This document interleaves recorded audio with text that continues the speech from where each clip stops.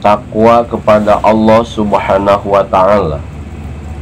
An Abi Zarin Jundab bin Junadatal Ghifari wa Abi Abdurrahman Mu'ad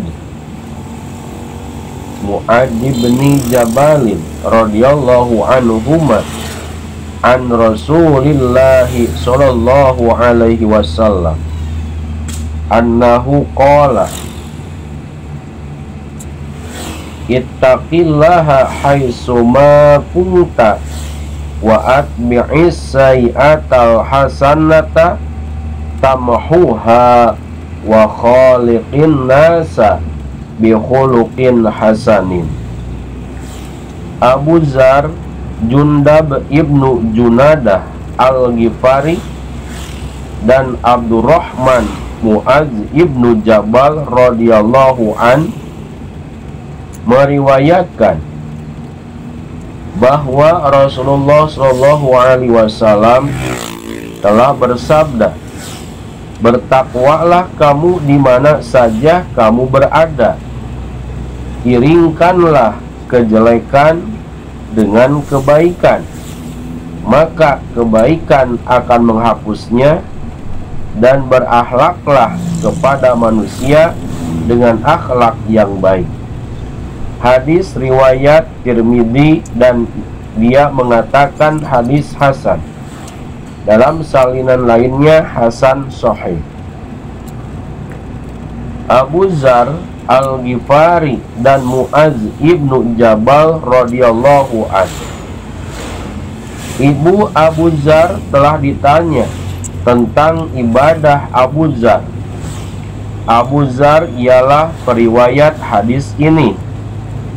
Ibu Abu Zar mengatakan, pada siang hari penuh dia berada di suatu daerah untuk melakukan tafakur.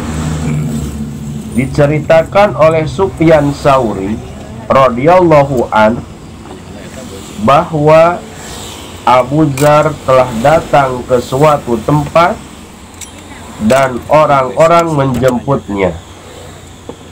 Lalu dia berkata, ceritakan kepadaku, seandainya seseorang di antara kamu hendak bepergian, apakah perlu membawa bekal untuk kebaikan sendiri dan untuk ongkos agar sampai ke tempat tujuan?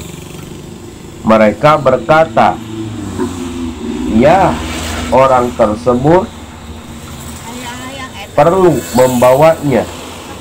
Dia berkata, ingatlah, perjalanan kiamat adalah perjalanan yang lebih jauh dibandingkan perjalanan yang kamu kehendaki.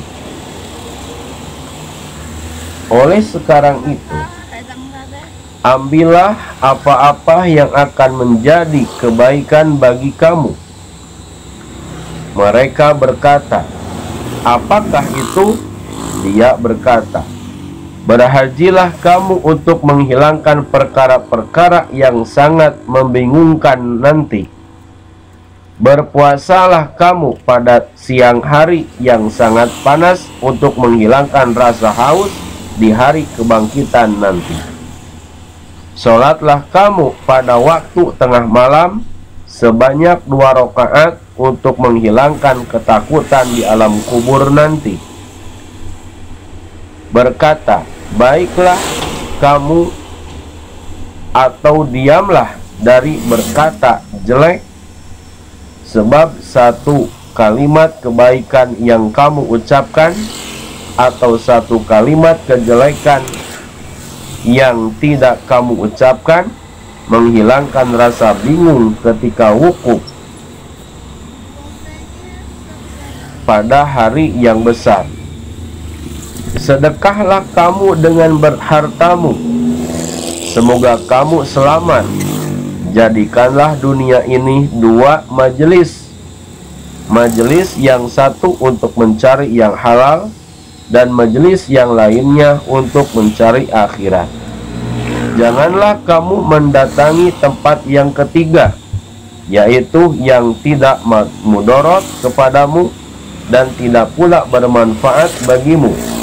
Jadikanlah harta menjadi 2 dirham, 1 dirham untuk kamu infakkan kepada keluargamu dalam perkara halal, dan 1 dirham lainnya kamu dahulukan untuk akhirat kamu.